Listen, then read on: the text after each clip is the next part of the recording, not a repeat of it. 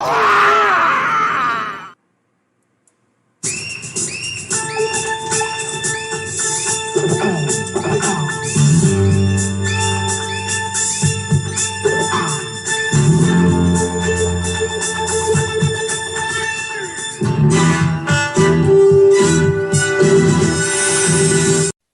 11:59 at Radio Free America, and this is Uncle Sam with music and the truth until dawn. Right now, I got a few words for some of our brothers and sisters in the occupied zone.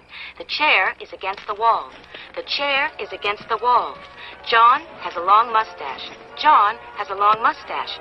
It's 12 o'clock, Americans, another day closer to victory. And for all of you out there on or behind the lines, this is your song.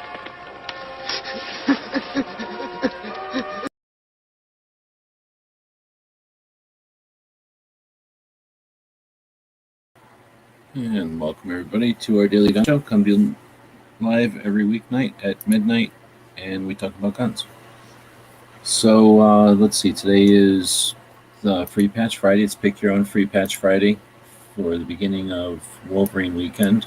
We only had 2 people order from the store, so I won't bother everybody with doing a bunch of that stuff. We'll just drop a link, and if you'd like to jump in, we'll have a conversation about Second Amendment. Oops, I guess I got to put the right link in there. Not so much Second Amendment, but the evolution of the conversation. Seems so many would repeat the news of the day instead of coming up with systems to evolve our position, our time together, and our abilities. I don't think we're just observers. I don't think we're destined to only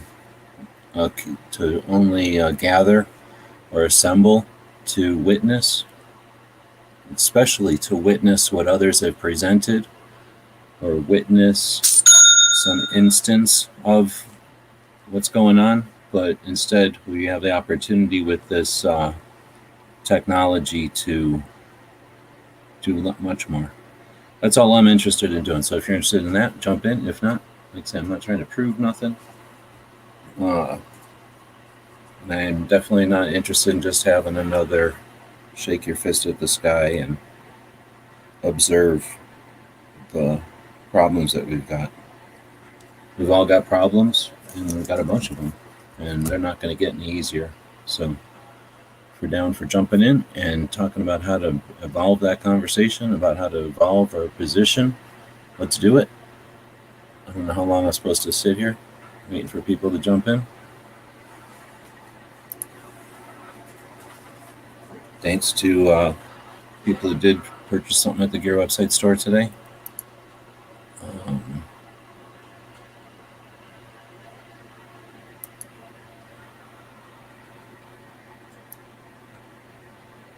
not sure the handle of the one person from California, but I know barbecue is the other one. So I'll just look up barbecue. DJ jumping in.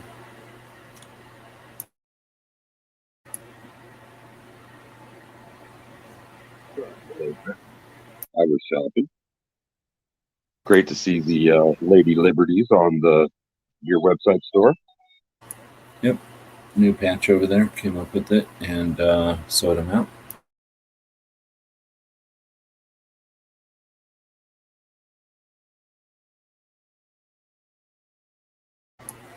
Well, like I say, I don't script this show. Don't just talk about news of the day. In fact, when we first built this show 1,200 something episodes ago in March, I think, of 2016, built it specifically to be an alternative to the news of the day, and more importantly, the people that can only witness or observe the news of the day, but instead to be a creative place for the evolution of. So I'll quit bitching and moping, and you got 2 people in here, DJ and Cobalt, jumped in. Yeah, I was trying to review really quickly in my head there what it was that I consumed in 2A news or information or firearms news and information this week. And though I can't think of anything right now, I do want to observe that there were a lot of really good chats this week. I participated in some chats that I have not in the past, and just this evening, it's Gary's birthday today. Gizzard Gary turned another year older, and yeah, I had a good time over there. It seems like dialogue is getting a little bit more fresh. People are getting that much, we're taking steps away from the election, and that's been a good thing. Also, Second Amendment Foundation casts this week were better after midweek, and the usual suspects were there in their broadcast today. But Cobalt, what have you checked out this week, if anything, besides your new girl? I always check out my girl. We've been together about a month, but actually, there was something I wanted to talk about that came across my feed on the Book of Faces today. Something called "We the Female." I don't know if any of you are familiar with it, but sure, that's Carrie Sloan out of Washington. She's been around since like 2018. Yep. Yeah. They shared victims advocacy, women's rights, victims advocacy. Yeah, like she delivered a speech that was just fucking gold. Talking about it, the 2019 DC rally that she posted on Instagram today.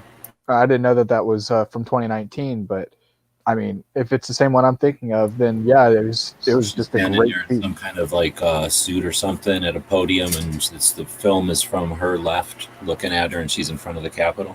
Yeah. That was at the 2A rally, the first rally that happened there, and that would have happened this last year, except they went virtual. But anyway, yeah, that was she was one of the people who took advantage not just of showing up there to be a speaker, but then she and KD, another dude, brought people together and gave them sort of an incentive to show up by bringing them to breakfast and giving them some coaching and some whatever, pat on the back and some kick in the butt type motivation, and then inspiration, I guess, and then started a couple of different people into 2A advocacy. So she's done quite a bit. And then on the other hand, there's people that have problems with her too. So nobody's perfect. Oh, we all have our fair share of haters. Apparently I have one now.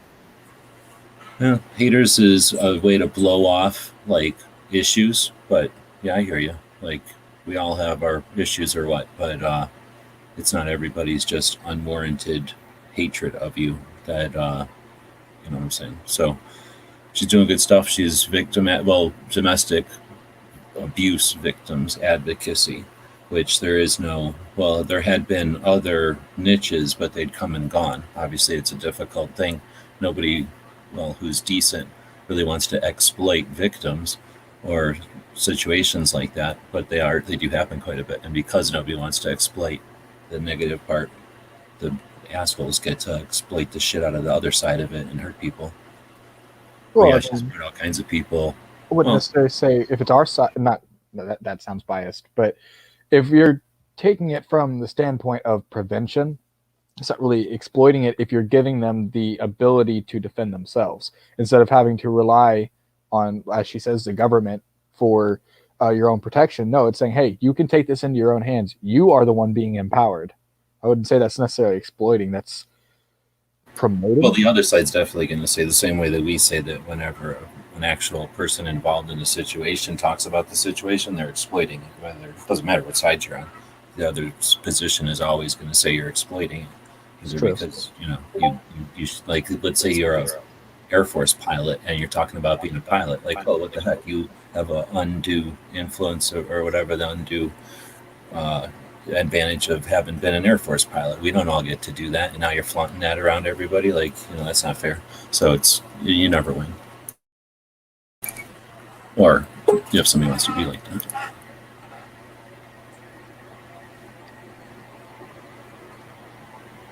And speaking of being like that, Barbecue bought a bunch of stuff today, but then he didn't put any kind of inclination down as to what he might want for his Free Patch Friday. Pick your Free Patch Friday. Yeah, I wasn't sure if you're doing that live or if we're supposed to put something in the text box. I figured we would just get it figured out at some point. I'm not too picky. Right on.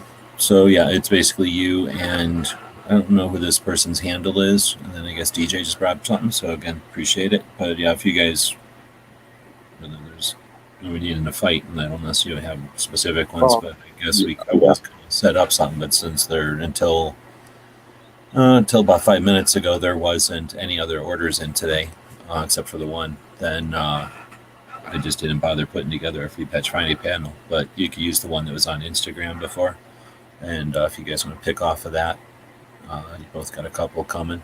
And whoever the other person is from California that I can't know I don't know I don't keep track of stuff like your real names and that kind of stuff. I don't barely remember where y'all live. So whoever that other person is, if you're out there, feel free to pick them. I'm not going to, like I say, waste much time putting them up on the screen or whatever. Yeah, barbecue, I don't need to fight as long as the Chewbacca with the bandolier comes my way. The other example that I saw on Instagram can float over to Pennsylvania. What do you say, barbecue? Yeah, well, you can also not give away like 3 days or 4 days worth of effort to somebody, but yeah, get a couple coming. Come on, I want to see a death match. Yeah, I was gonna say. Well, I've tried having a death match twice this week. We were doing all that Spanish talk last night. We're gonna have a sangre de baño. It's gonna be a bloodbath. What was the first name? First one? Sangre de baño. Bloody. Sangre, Sangre. Oh, bloody. Yes. Oh, is that where sangria comes from? No, I'm saying DJ and I are going to fight to the death. It's going to be a bloodbath. Sangria's blood, yeah. Okay, so what was your point before? We went all off topic from that. So you were saying... Oh, that DJ and I are going to fight to the death over a patch, and it's going to be a bloodbath. No, that's why we went off topic. I'm talking about Cobalt. Yep. Cobalt. Oh, I'm sorry. I don't remember where I was going with that. I thought it was, I guess what my point was, I think that she chose a good, I guess you might disagree with me, but she chose a good topic to bring up, that it's not just shall not be infringed. I mean, that's just preaching to the choir. It's more building bridges with people outside of our community that don't really understand the value of something like the Second Amendment. And the domestic abuse issue is a great way to do that. At least one of the great ways. Yeah, we were talking about Carrie. So basically, you're right. So that speech is from a year something ago, right? And times have come and gone. Like times have happened since then. Back then, Carrie was brand new to the scene. And she came onto the scene knowing that she came from, let's just say, entrepreneurialism. She had some kind of business, and she was successful at it. Or she is, I don't know. Yeah, but that was her introduction to us all. Was, hey, I'm a successful business lady, and I have a history of all those details, and I tune that stuff out because I'm not that guy. I don't have enough room in my little head to keep track of everybody's personal details.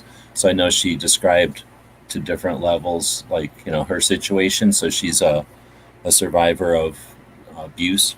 So she came to firearms from that angle, not from being like growing up with guns or whatever. And she described that to everybody, and she was quite satisfied and happy with the community for the most part, that she was welcomed in as a novice and as someone who was interested in offering her skill set. So in that light, at that point, this basically the way that 2A rally happened was the NRA was having troubles, and the membership didn't have a person or any kind of fulcrum or any kind of catalyst or any kind of group or any kind of effort or any kind of anything for the membership to do anything about the dozen or so people that have been steering the NRA, in most people's opinion, poorly and costly. So at that point, some of the large donors to the NRA, the people who are planning to donate when they pass, they're donating their fortunes to the NRA, which was a giant push. Remember, the baby boomers are all dying and people aren't stupid. So they pushed on that back when everybody was making their plans. Like whenever you're in your 50s and you start making your plans, all these people were deciding where they're going to leave giant fortunes to. And some of these people with big money, from what I understood, said, we're taking it from the NRA, but we still want to do good 2A work with that money. And this rally happened. So this rally happened from the source of, let's just try to make a non-partisan, non-affiliated, non-political, any other thing, just a 2A rally, and let's get people together in Washington, D.C. back in 2019, pre all the stuff that we've been distracted by, and all the bitching and moaning and all the sob story sitting around moping bullshit for the last 18 months. This was pre all of that. And it was a bunch of people saying we should be marching in capitals, blah, blah, blah, because Trump isn't 2A enough, right? There was no talk about elections yet. This was a year something before the elections. People were trying to rally people to get to this 2A rally. So she shows up at a 2A rally, new to the scene, right? And with the people who are going to show up to this rally, which are mostly new to the scene, but then a couple of, I don't know, people that have been around for a little while, and then some old timers, and then just a real diverse group of people. And then at the time, because we were all getting riled up and getting people interested in doing this unprecedented thing at a time when really everybody was not concerned about squat. Look, barbecue even left because it's so boring. Like, nobody was concerned about nothing. There was no political, an election coming up. There was no push against Trump other than the typical pressure against him, right? So at the time, it was really just, let's get people together. So when everybody's getting together and trying to rally the troops, she's, I can't think of her name right now. She was, Carrie was thinking, or Carrie's contribution to it was, look, I'm new to this, but I'm good at organizing events. And what we're missing is a marketing message. So her kind of contribution, her thing to add to the group as a new person was not just like, here's my perspective as a new person, or, based on all these handles you want to put on me, but also, I'm a successful business lady, and this is this is one of the things I'm successful, or I've been successful at. So let's get a couple of different, and basically the nutshell elevator speech of what she was trying to get together, from what I was told, was, let's get a couple of 3 different marketing campaigns that we can make work with different groups. If you look at some sort of a diagram of all the different types of gun owners and gun groups and the communities, segregated in all these different places, or divided up, between all these different ways, people that like this caliber or that type of gun, or this type of recreational thing, or this type of opinion on personal defense, all these different ways that we get divided up. Let's come up with some marketing plans, basically something that we can get multiple people to get behind and make it strategic, so that then we can present these to the country, to the community, and then get out there and make some effective change, right? The kind of stuff I would like to think is being done at things like Gun Rights Policy Conference, when they all meet together and go into these little rooms together. Like, hopefully they're not just having strategy sessions on how to market, right, or how to better get together next year, but instead, like, how do we play our traffic controller and use these giant aircraft carriers and what are the navigational planes and everything to our advantage, and not just have them on our side but running around wild, but instead use them strategically. So that was what she brought to the table, bringing all that to the table, and then having this thing where she had like a breakfast with Kitty, and they brought people to the table, and kind of got them going right at the time when there's this 2A rally, and people are going to have different opinions on whether it was successful or not. And then now it's 2 years later. So her whole experience with 2A, or being in the spotlight, or whatever you want to say it, like putting her chips on the table and playing, having a seat at the table, has been like, I'm brand new, and here's, I'm claiming a lot. Here's my seat. And then I'm all in, or not all in, but, here I'm putting a bunch of chips on the table. And then now we're 2 years later. So I hear what you're saying. She's showing a video of a speech she did a year back now. But, to her thing, we didn't have a thing this year. I think she would have been invited. Or wait, was she a speaker of this year's 2A rally? I think she might not have been. They might have separated ways. I really don't remember.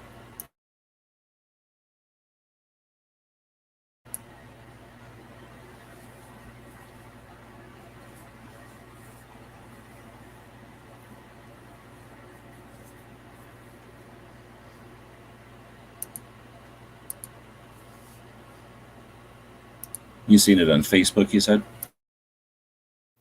Correct.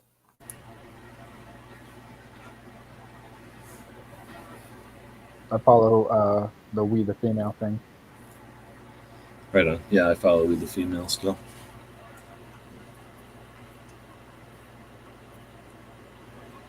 Well,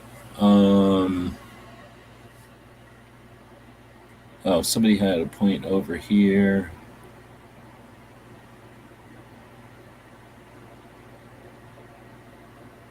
Thought. Well, what Kojo said, anybody catch Arcom or AR15.com's news? Could a new Texas law nullify federal gun control? I don't know No. about that. Did you hear about that? If he's talking about the bills that are, there's a few of them that he could be talking about. There's basically the Made in Texas law, where anything that's made in the state of Texas isn't subject or would not be enforced by federal gun control, whatever. They did the same thing with it's kind of like what Kansas did with suppressors, where if it was made inside of the state, then it's nullified from the federal NFA kind of thing. Based on the Montana law? The what? Based on the Montana law. So Montana changed it back, so I think there's a couple of states that have done it.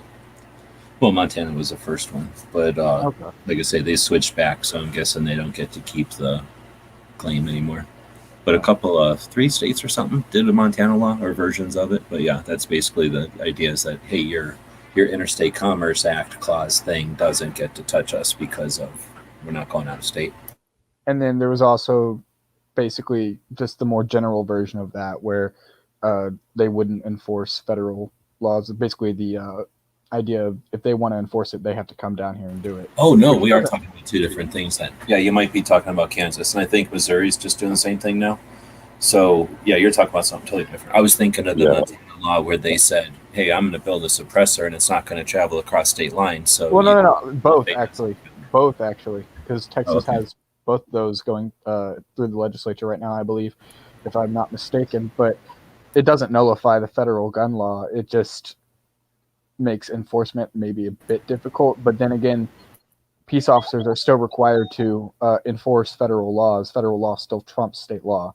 Now, I think we can all agree that any infringement on the 2A, it's not a thing that the federal law should be doing. But basically, though, that's what you're talking about, though, is the same situation with marijuana, where federal law says this is illegal, but then various states have told law enforcement, look, for medical, this is the new set of rules that even though the federal laws are in effect, here's what you're getting paid to do. And then in other states, they've said, hey, here's what the federal law is, and here's what you're getting paid to do for recreational marijuana. Yeah, but the problem is it's only been permitted as a courtesy by the federal government. Right. The federal government can step in at any time. And with that, it's felony. But don't you think a completely, fully federal or a lockstep Democrat federal government would also do it out of a courtesy? Just let us have our guns out of a courtesy? I don't really want to get too much into the partisanship of it. Okay. But and as a counterpoint, with the situation we've got now, I'm pretty sure they're going to keep the courtesy. And as a counterpoint, fellas, let's remember that LEO swear to uphold the Constitution, and state and local enforcement is completely counter to that. So, yeah, they swear an oath just like politicians swear an oath, but they still try to pass anti 2A bills, right? Yeah. Good point.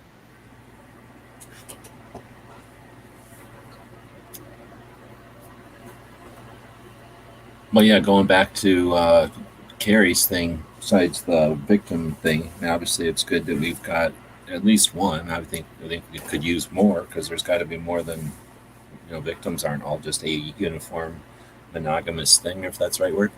But as far as the idea of having some sort of a collection of, or a assortment of tactics or marketing plans or ways to address different things, and then presenting those, I think that's worthy as hell. And again, it has to do with just personal issues and whatever you want to call, like just human beings being abrasive or not liking each other or ripping each other off, or all the different things that can happen when adults are doing stuff in a free market, in a free world. But I don't know why no one is ever has pursued that. Why no one, when she brought it up, when no one else ran with it. I think that would be what we're lacking right now. When there's a lot of stuff happening, I think the last time we talked, I was using that analogy of a bunch of, projectiles in the air. We know that something's been fired. Whether or not they're going to hit here, we know they're going to hit. It's just whether or not they're going to hit with a dud or if they're going to hit here is unknown. We just know they're up in the air, and whether or not they're imminent is unknown. So, with that type of situation, I'm still frustrated because anybody who's been through this phenomenon before knows that the people that are going to exploit this, they're going to be selling umbrellas, shelters, and they're going to be doing everything and another for whatever motivations they got. It really doesn't matter. They could have the best, truest motivations ever. They really, truly think you need a bomb shelter right now, and they're not evil or horrible. They just really think you need a bomb shelter. But, what about the concept that if we had someone who's an air traffic controller, if we had someone who's a general, if we had someone who's a strategist, and of course by someone I mean some group of people who acted with, what's the word, like experience and integrity. Well, that of course, but I mean people that are responsible and like experienced enough to be doing it. Maybe a couple of youngins to or like I've heard of things where you always have a person who's there just to be a devil's advocate, to just so that nothing gets unanimous votes, so that there's always a challenge to everything, but some strategy so that it's a system, so that it's not like this organization takes care of it, but instead here's a way that we can accomplish, no matter how many organizations are on our side, no matter how much funding we have, no matter what the abuses we're taking, here's a way that we can act.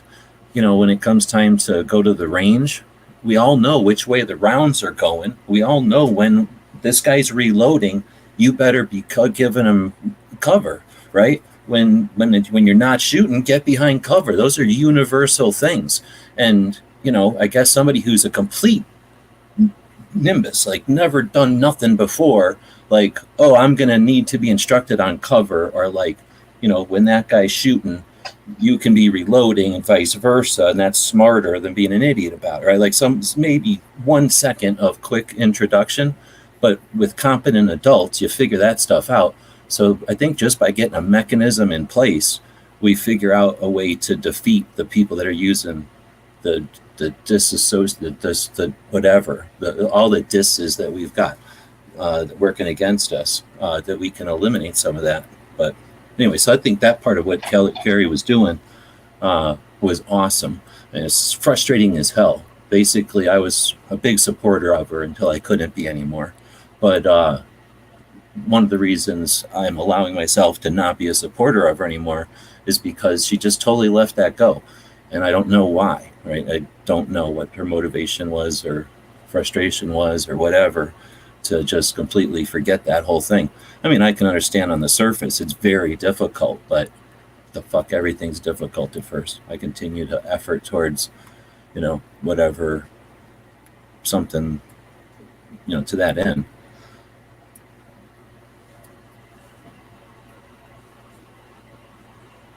I don't want to just keep ranting on people. It seems like I fucking just bitch about people. If y'all don't keep up with the conversation, I could just bitch at the wall. My dog hears me bitch all the time. Comment. 2-8. Okay, go ahead. I was gonna say what you just pinned. He brought up a good issue.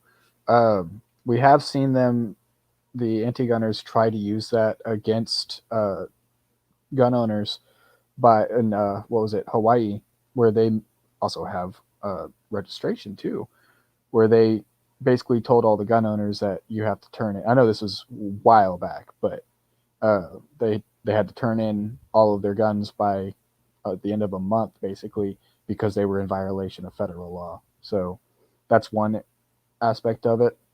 But if total legalization is to occur, then I don't see an issue with it. It's just like saying if alcohol has any negative, if alcohol legalization had any negative impact on the 2A, it doesn't as long as it's legal.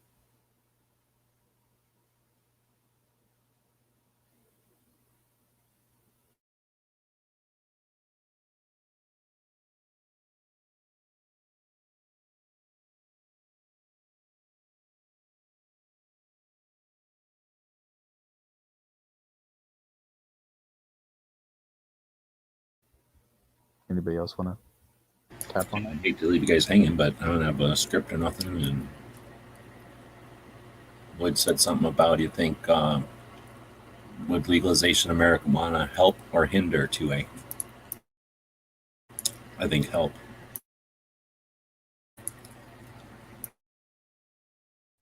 Yeah, I think it would help. Also, honestly, I think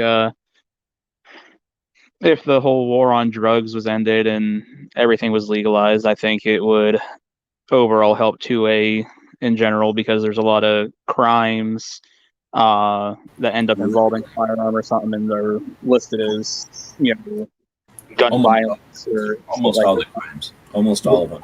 And the people that commit those crimes are the same people that commit a lot of the domestic crimes, according to that book I'm reading. Yep. So I think, in other words, if you grow up and you beat the crap out of people, get the crap beat out of you, and that's your way of life, and you get arrested a couple of times for it, like, you no longer are like worried about getting arrested for it, at least compared to the rest of the world. And there's no data to back up that like regular people just grab a gun because it's convenient for them. In fact, it's fairly obvious if that was the case. There's so many guns that it would be happening all the damn time, but everyone in the world shows restraint. That's why it doesn't happen. It's just those what do you want to call people that repeat violence, like psychopaths or whatever. Like, those people get to run around being psychopaths 8, 9, 10 times. Thus, you get things. And like you say, those are all, almost every one of them had to do with drugs somehow or another, because the drugs are illegal, not just because drugs exist.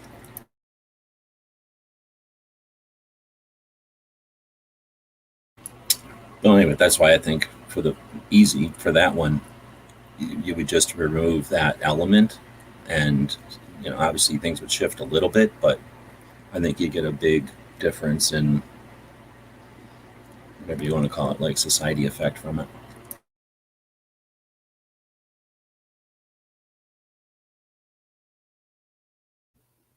Yes, Angelina, it's a drug.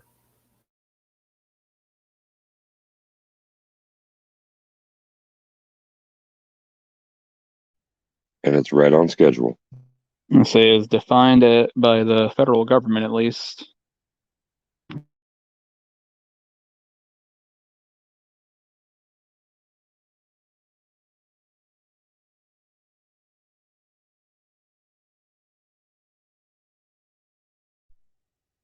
I think if they really want to label marijuana as a drug, then I go and rub poison ivy on somebody that should be chemical warfare.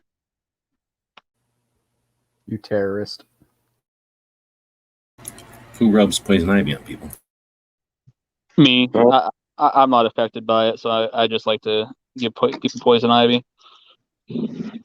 My bunkmates, when I was in the 4th grade at summer camp, decided it'd be a good idea to load my underwear with it and then put them back in my bag.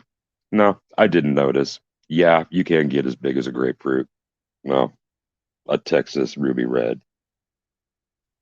Not fun.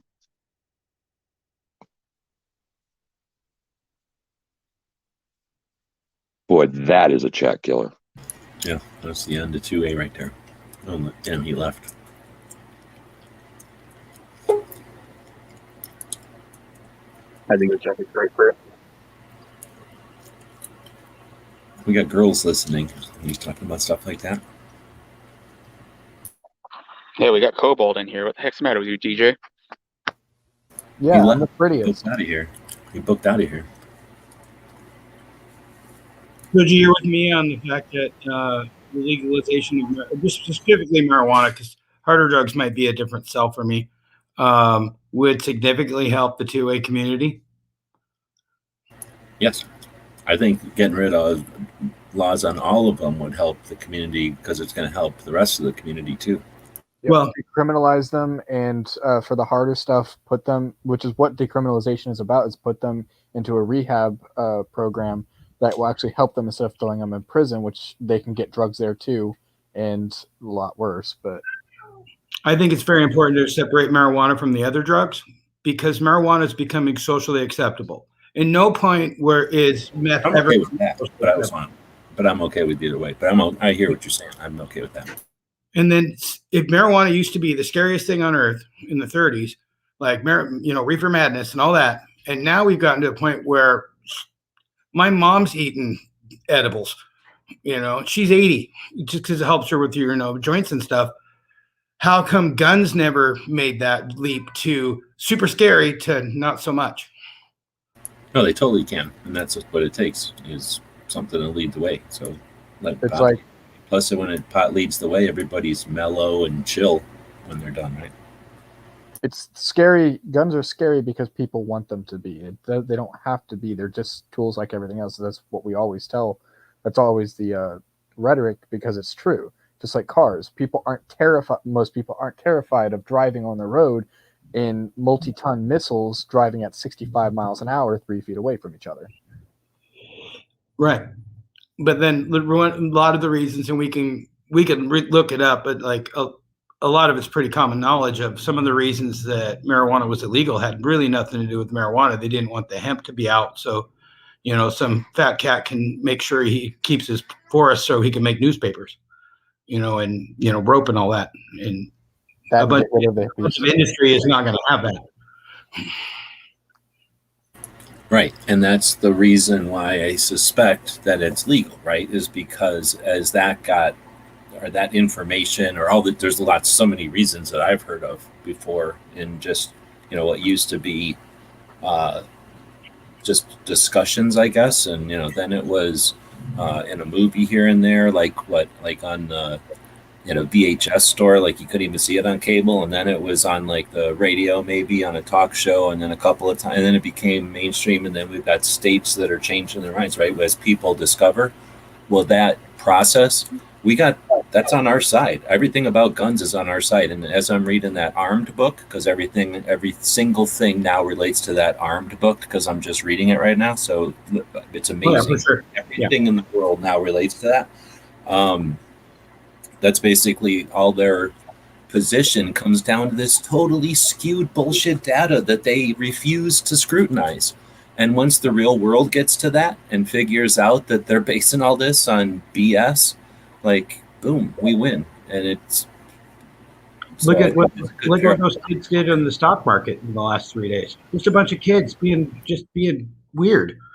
And like, if anybody made a bunch of money on stock market, gearwebsites.com. We saw all kinds of stuff. Mostly made we should get them to do like they did on gearwebsites.com, like they did for what is it, GameStop, where it went up. What? I don't want any weirdness. I just want to be able to do 2A stuff, right, and not have to stop and have to. I literally already have flashlights out. I have 4 sales now. Does it count when 2 people are the same? 2 sales are the same guy. So I've had 3 sales. I'm not moping, but I'm not a businessman. Mars put gun websites to the moon. But just I also don't want like a bunch of weird like stuff where Biden's going to come after me and be like, Trump lover, shenanigans. But like a bunch of people just got together on Reddit and are coming after hedge funds. These kids got some power. Like nobody's ever done that before. Well, did they, or did they riot in the Capitol? I mean, at this point, are they making mountains out of molehills so that they can make giant things, or did that really happen? As somebody who's kind of been watching this all unfold, they actually have been affecting the market pretty fucking hard. They had to close down trading. Okay. No. Robinhood closed down trading to protect its own interests. Yeah. So same thing, like, okay, so they did that. Are they going to go, oh, we got a black guy? Or are they going to go, now... We don't know because they're still kind of resolving the situation. But these kids aren't in it for the money. They're in it just to see if they can do it. So they're cool with losing their $40 each. And the hedge fund's expecting everybody to sell, and the kids aren't going to do it. No. Here's what I'm saying. It doesn't matter. They could have the truest awesome intentions and it's just a grassroots effort, but what did it just trigger? What's going to happen from Biden, Mr. Gimme, what am I signing? Like, what are they going to go? Because they're going to have 15,000 troops, am I wrong, in D.C. until March, based off the perception that somebody's trying to get them. And now somebody tried to get the stock market. So, yeah, okay, great. They did it with sticks and stones. But guess what? What's that going to give Biden the authority to do now, or the interest to do now? It actually has a lot of support from the left side of the political spectrum. But also, from what I heard, both Ted Cruz and AOC were actually teaming up to investigate Robinhood for their shenanigans they pulled basically to illegally protect their own interests by shutting down their site to all of the smaller private investors, while those hedge funds would be able to keep trading. I just think it's interesting when they banned all the video game nerds together, what happened? These aren't really political people, let's be honest. They're people that are fed up with the way things are going and want to see a change, and so they're affecting it, which I think is absolutely fucking beautiful. So we can get those same folks to focus on 2A. What happens then? Because it happened in 3 days. We saved the 2A. No. So you get a bunch of people who get paintbrushes and gather at the place and start painting. And what you get is either graffiti or you get a bunch of quilt, right? Or if you send a bunch of people out with, some coordination, hey, this group make an eyeball and that group make a wing. And what do you get then? Some kind of Mad Lib looking unicorn thing that's, the hippopot. What is it? The hippopot. Some fucking animal is the camel is the animal drawn by committee or some shit. What do you like? Yeah, okay, you can do things. Yeah, you can do them. And it's awesome to do things the first couple of times. And then when you gain experience, that like whole curve of like experience or whatever, the first couple of times you figure out you can do stuff, it's fucking neat and thrilling and awesome. But then you figure out, oh, you know what I did? I just ran through the grass and that was fun, except now they put up a sign that says you can't run through the grass anymore. So now nobody is allowed to just run through the grass. Maybe if we would have said ahead of time, like, hey, you're not letting anybody run through the grass. Can we do it on Tuesday? I think there's some other creative way of letting everybody experience angst and be creative and useful efforts. It's just with some strategy or with some at least system in place so that it's not a cacophony or whatever the word is of graffiti, so that when it's accomplished, they don't get to look at it and go see what happened. They came over here and vandalized. If you come through and it's an artwork of art at the end, then they can come at the end and go, oh, it's vandalized, except everyone's going to look at it and go, oh, it's a work of art. So if a bunch of people show up and do something beautiful and awesome, yes. If a bunch of people just show up and do, it gets abused and it's a mechanism by the other side.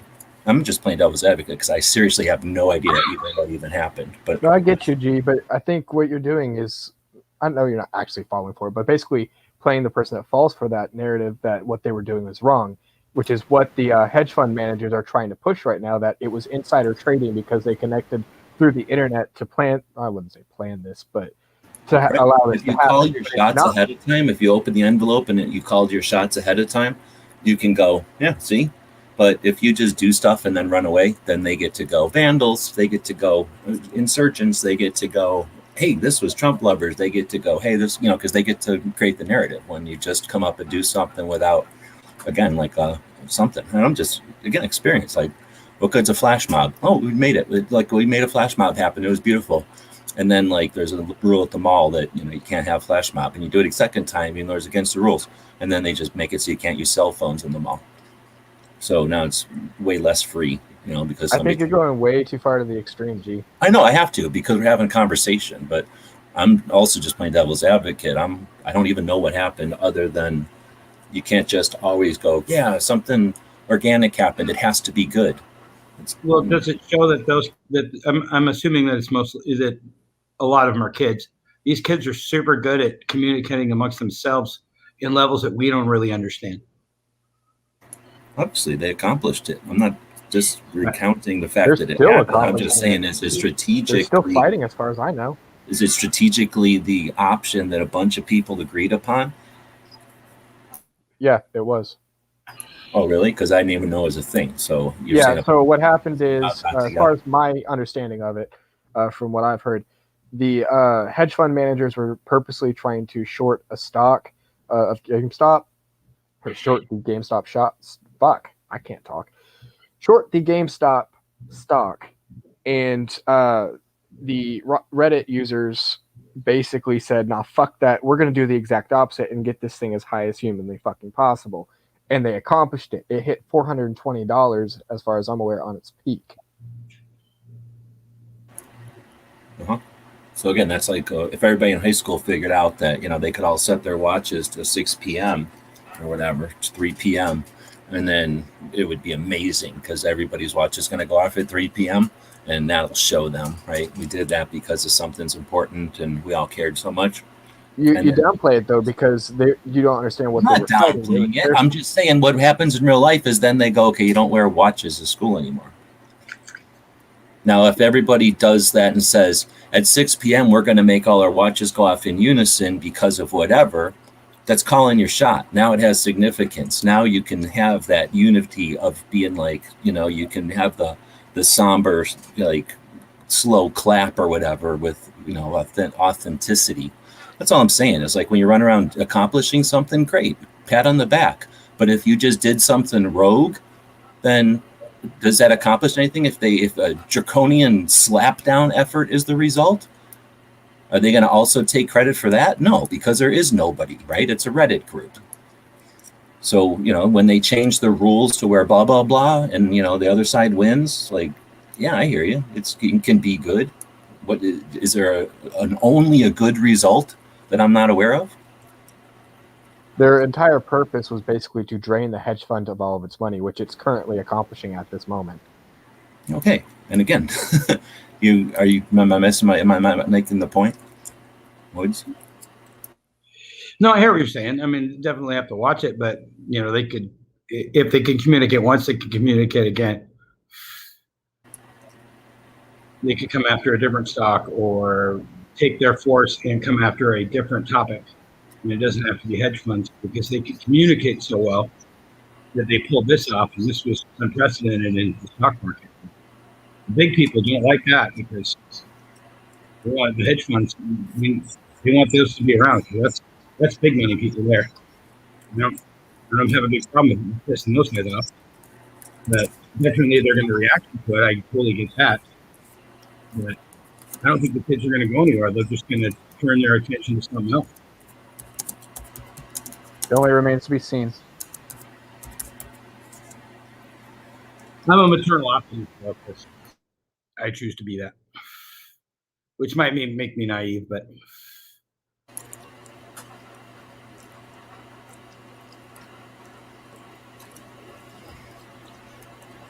my other silly topic was I was reading somewhere that it's kind of related to marijuana being like it was super bad back in the 20s and 30s and it was terrible and like it's going to kill you all, and then then the propaganda that started from that. Gee, you're old enough to remember how Dungeons and Dragons in the 80s was vilified, and now it's one of the most mainstream things ever. Well, yes and yes, but I mean, there was a movie that came out about how it was bad, and then like it was a thing briefly, and I was into D&D, so I was aware of it, but it wasn't like for decades. It was you had to do it in the basements because we were scared. We did it in the basements because we were nerds. But and is it the greatest thing ever now? I mean, I know a couple of people that play D&D, but I'm pretty sure video games are bigger than D&D. But yeah, I'm with you. I think back then it was more of just flavor of the month thing to be scared about, and their passion or the necessity wasn't there to drain everything out of every issue the way there is now. Like if somebody says something and it catches, then everybody's got to pursue that line of whatever, that position for a while until it's completely exhausted. I think it was just it couldn't have lasted a year. I remember the movie Mazes and Monsters or whatever that came out. Yeah, Tom Hanks in it. Yep. And that probably was the shark because it was so just stupid. Oh, your kids are going to go downstairs. And I guess back then we didn't have the internet. So I guess people really thought like, oh, maybe they're reading spells to each other. Yeah. If I had that set of caverns, though, man, I would have been there all the time. Holy Toledo. But I guess my point was is that things that 30, 40 years ago were super nerdy or not accepted by the common culture. Could guns become the next Dungeons and Dragons, where it's just a thing that people do and it's not that big of a deal?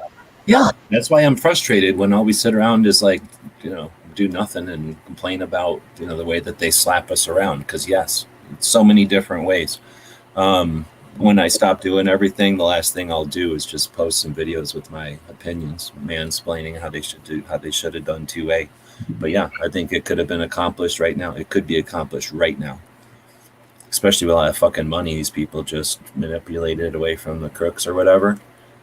And I'll keep saying it. I think that one of the easiest ways to do it is just go give every chick on the DC project enough funding to go to that DC project school that they're going to have here pretty soon, so that they all get together, learn how to become better activists, share their resources, share their skill sets, ideally with the entire industry or with a big bunch of that, fancy money behind them, where they literally, all these moms and grandmas and daughters and aunts and sisters and whatever I'm missing, it's girls, when they're all getting together and they don't have to worry about nothing because they are our champions, like they're our Super Bowl teams. So they're just getting everything paid for, and they can literally just concentrate on getting the job done.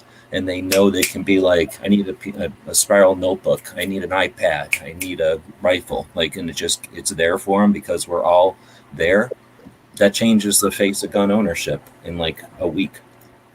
It changes from the NRA being the gun owners to 50 chicks for 5 years who've been efforting to tell Trump, how gun owners have changed. The liberal gun owners, a 12-year-old organization, should be having them on their backs, like those people that carried around pharaohs. I just watched Jabberwocky because it's free on YouTube, and they have a parody of walking around on horses. They got like 2 dudes in front and 2 dudes in back, kind of like with the guy sitting on a chair on top of a stretcher. So instead of having a horse, he's got 4 dudes carrying him around. Like that's how the liberal gun club should be to the DC project, going to the representatives and being like, why aren't you woke, Congress? Why don't you realize that gun owners have been abused by Trump? Something like that. I'm not saying I'm not mansplaining what they got to say. I'm just mansplaining to the rest of the industry how shameful it is that we haven't. And that's just one thing. What if we had something about how come there is no differently abled shooters association that I'm aware of? I shouldn't say that because I did find a couple in the for the 50 States of 2A book. I forget what page it's on, but I was just researching all that. But most of those are aimed towards, accessibility, towards, overcoming obstacles of accessibility or ability, and then hunting, Make-A-Wish type of stuff. So that's fine. But I want to see the aging generation who has difficulty because of arthritis and joints and all the old stuff that old people get, people that shoot 845 ACP get.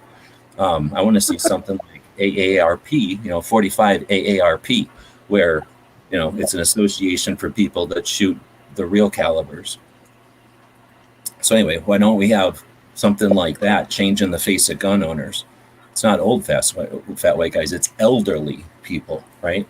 It's new people. It's people that live in places where, because of the horrible situations where, the whatever prior administrations have screwed people over, and now there's crime because of it. Like those people are the gun owners, and why not change that? All right, I got the answers. We get Walt because Walt's on that Reddit thing. So Walt gets his Reddit friends to help out the DC project. Problem solved. Nailed it.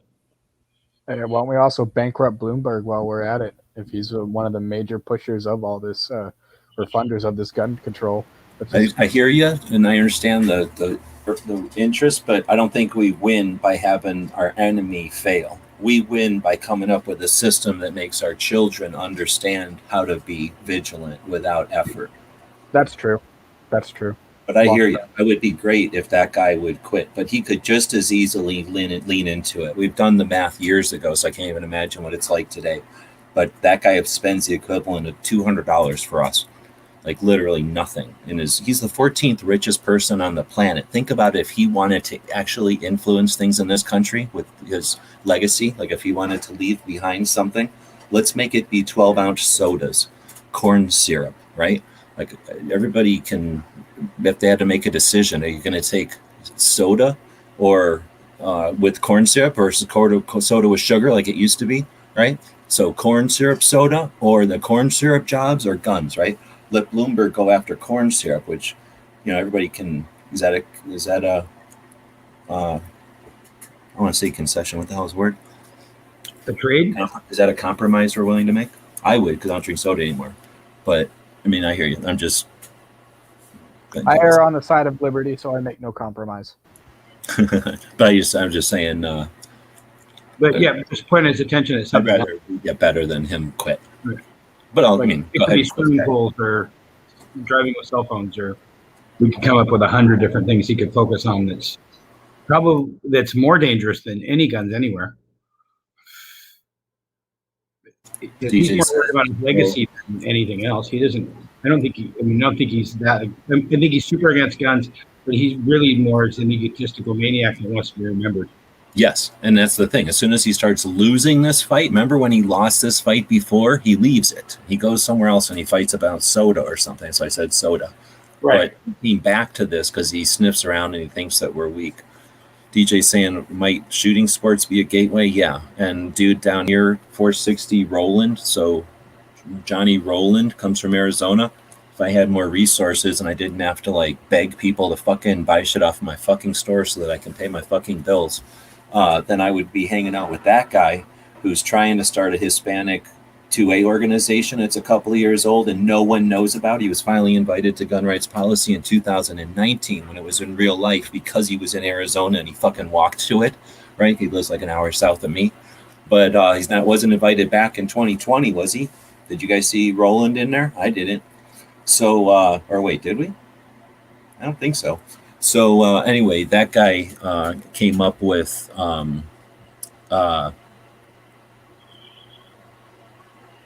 the idea of sports betting on shooting sports and making that a thing.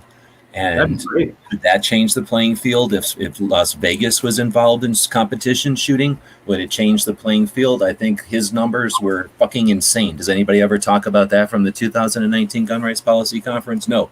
But if anybody watched the Second Amendment Foundation's live chat today, we heard that, it was Gun Freedom Radio's live chat today. We heard that Alan Gottlieb is more than considering, it sounds like he's already made his mind up to make the Gun Rights Policy Conference virtual next year.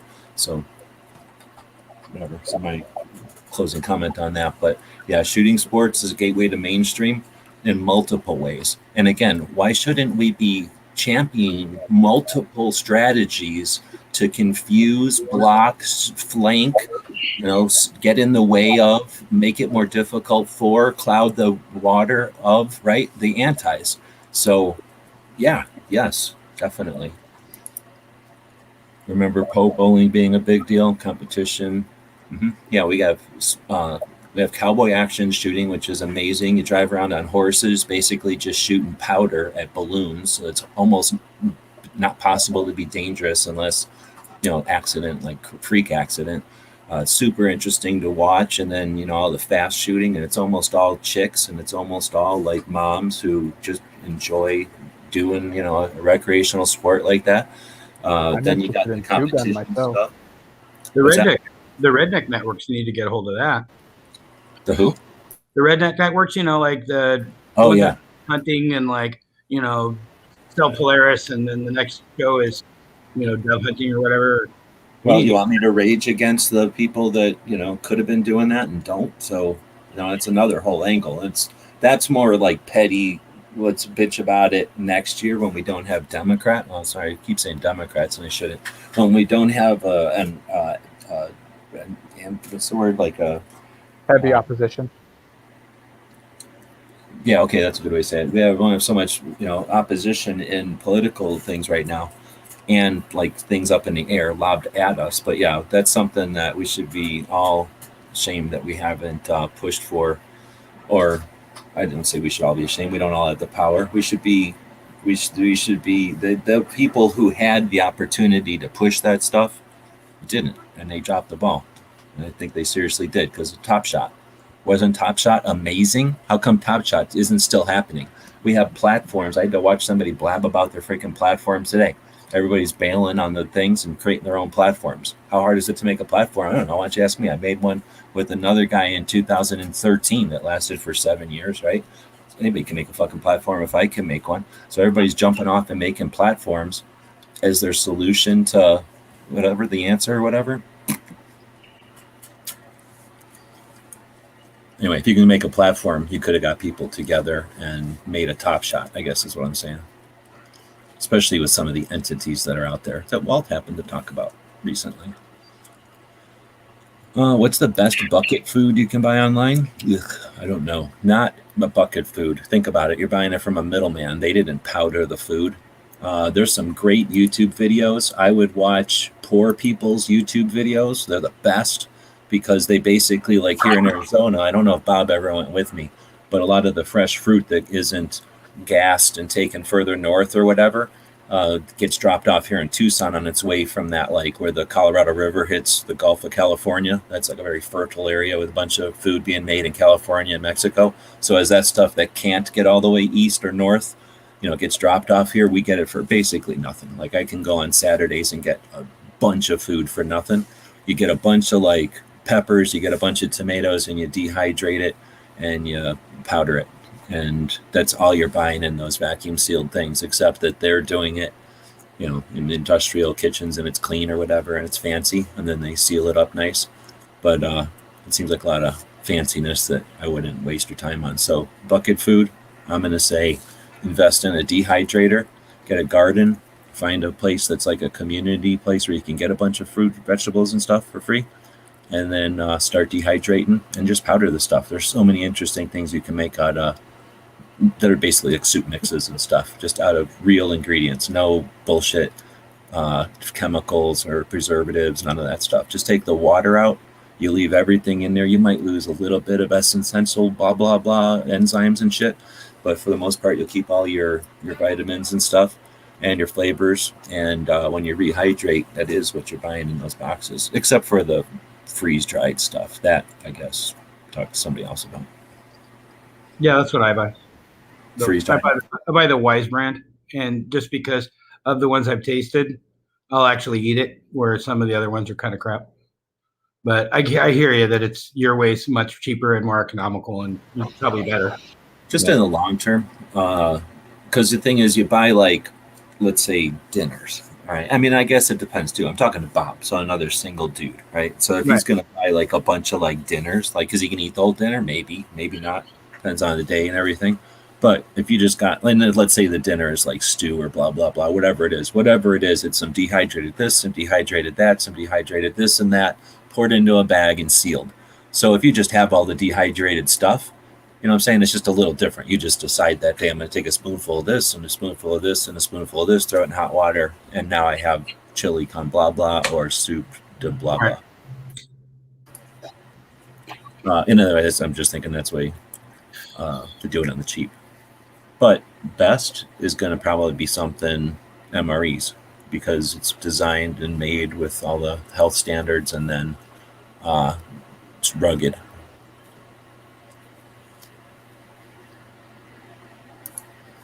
I've never been to one of the Mormon canneries yet, but a lot of people like those things. Does anybody that's got a link to Wise? Wise is definitely a thing that you can get a link to. I don't. Maybe I have one. I don't really think about that stuff. Let me go look. But you can get a middleman affiliate. Oh, maybe I'm not logged in. So somebody like Clover or Budget, who works all the time, might have a link to Wise, and you give them like, I don't know, 10%. The thing is, if you know a company has affiliate links out there and you don't buy through the affiliate link, you're basically giving the company an extra 10% or something, 5 or 10%. Where if you buy it through the link, you're still paying the exact same price, but at least you're giving that 10% or potentially giving that 10% to somebody you know. So just FYI, I'm not saying you have to, but you might as well. Would Clover have that on his Clover.com somewhere? Maybe? I don't pay attention, but he could easily. Like I say, it's a one that's Like something. a decent company, and they do have the affiliate system. So most people would pick it if they could. Right. I feel like Clover would have that. Yeah, and it's like appropriate, right? Like most people are like, yeah, that's good stuff. Mm-hmm. At least the only people I've ever heard complain about it are just like, I don't like their salt, or I don't like the flavor, or I don't like their menu or something. It's not like I have a problem with the way they do their thing, or it's not healthy or something like that. It was in 2010. We went to the outdoor retailer show. It was in Salt Lake City, and it's basically SHOT Show for surplus stores and for outdoor stores, more like sporting goods stores, I guess. So no guns at all, just knives and backpacks and tents and boots, and they had an aisle with, and their stuff was kind of compartmentalized better. So all their food was in one aisle, and it was well, I don't remember, pretty much all the companies. I think they're all the same, but they were all just going kind of down this one aisle with all the different little camping stoves going. And then it was like coffee at the end and thermoses and whatnot. So it was kind of cool, like going down and getting a sample of all these different, whatever companies, styles or whatever. And they are different. Yeah, there's definitely different flavors to it. There's ones that I like a lot, and there's ones that I was not a fan of. Like some of them will even won't even bother with food that turns into like real food that has like texture, like you have to chew or something. Like some companies just stick away from that and always do oatmeal and stews and stuff that, never, always just kind of mushy. Right. Yeah, I think most of my stuff's mushy. I always buy the breakfast one. So I got a bunch of powdered eggs and powdered stuff and make pancakes and stuff. I saw a thing today, and I don't know where I seen it, probably a thumbnail somewhere, about powdered butter. Anybody ever eat powdered butter? Yeah, I've had it. I think I have some of my stuff.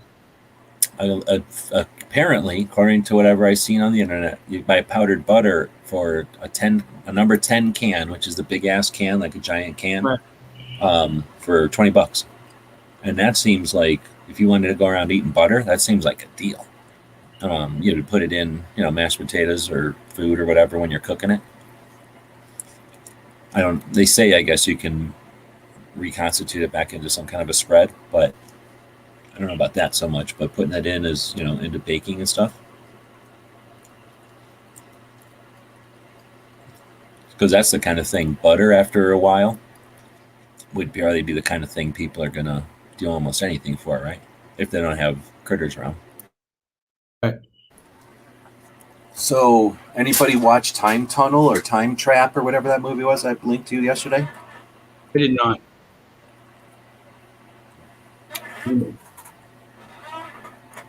Anybody else? Came out in the 80s, kind of nasty. Was Butter Buds butter? I thought that was just potatoes that tasted like butter. Or was it actually powdered butter? I think it's both. Oh, then I don't remember. I think it's potato starch. I do remember something called Butter Buds now that he said that, though. Right. But I think it's potato starch, maybe, in butter. But I could be wrong. I do have a bunch of cans of that Yonder Survival bacon. Yes. Yeah, the bacon, I got a couple of cans of it, and I bought one can, but they had it open there, and it's not terrible. Oh no, it's basically the same. All it is they take bacon and they cook it, and then they take it and put it on a piece of wax paper, and then they wrap it up in a can. It's like that's all they do. Right. So it's exact same bacon. That's exactly what they do at Subway. So if you ever go to Subway and have bacon, it's exactly the same bacon, except that at Subway they put it in something else, and in this place they put it in a can. Right. So it's super expensive for what it is. Yeah, but you literally just open the can and eat it, or open the can and cook with it. Right. Yeah, that's the kind of thing where, I don't know what the lifespan is on it though. It's not that long. It's canned bacon. 10 years. Is it really that long? Yeah. Yeah, then that's going to be worth more than gold, I would think. Right. Because you're not just going to make bacon. You don't just kill a deer and slice the bacon off of it, Yeah. I don't even know where you get all the nitrates. Where do nitrates come from? Let's find out.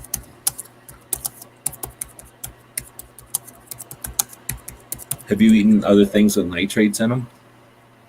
I mean hot dogs, but Oh, I try guess not to. Because I buy the cheap hot dogs. But I've had like fake bacons, like being vegans and stuff. You get fake bacons and crap. So I've had things like eggplants and gross things, just like a skin of an eggplant with nitrates on it, and it tastes like bacon. It's crazy because 90% of bacon taste is coming from the nitrates. I mean, the other part's coming from the fried fat part, but the taste part's coming from it. It says it comes from soil and water. It comes from So it's just dirt. It's dissolved dirt. Yeah, but that doesn't tell me where it comes from, where they make bacon out of. But anyway, I just don't know if they're going to be. I mean, somebody will. Everybody wants to eat bacon, so I'm sure somebody will come up with it. But I don't think it's just like salting, because you've eaten meat that they just put salt in. It's totally different. It's just gross.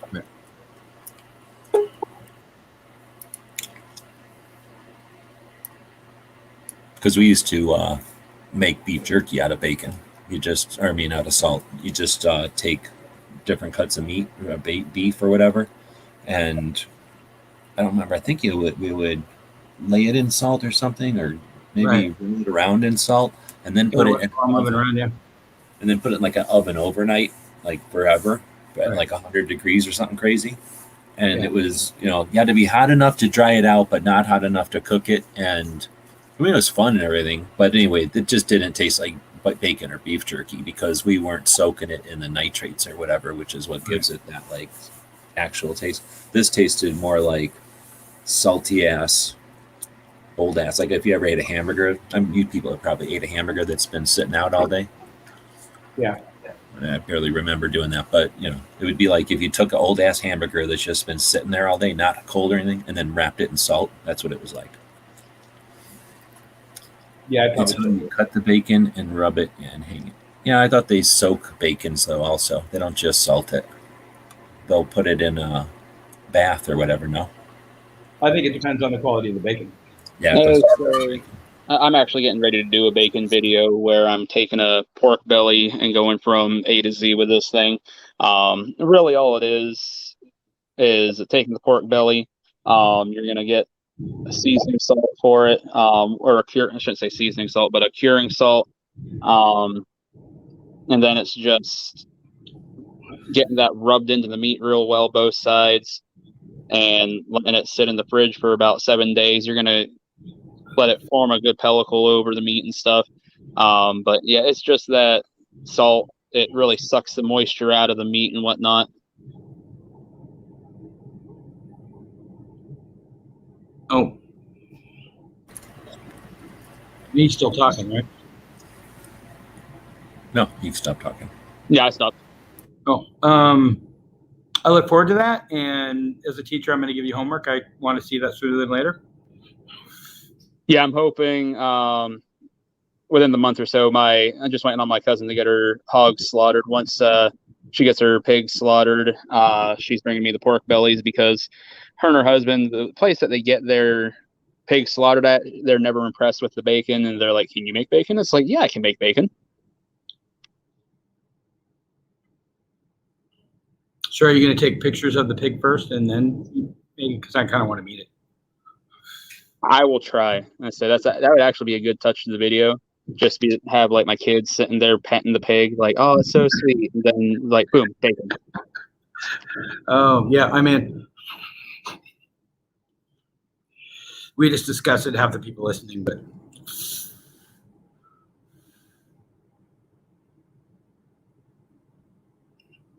no, Pants, there is no bad bacon. There's just less good bacon.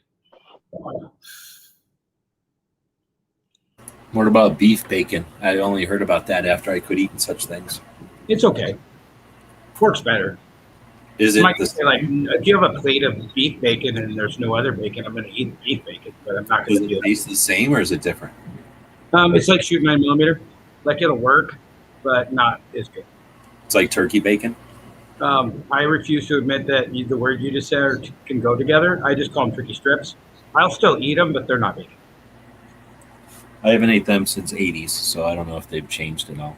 I have so many of my teacher friends that try to bring me their versions of turkey bacon or vegan bacon or whatever.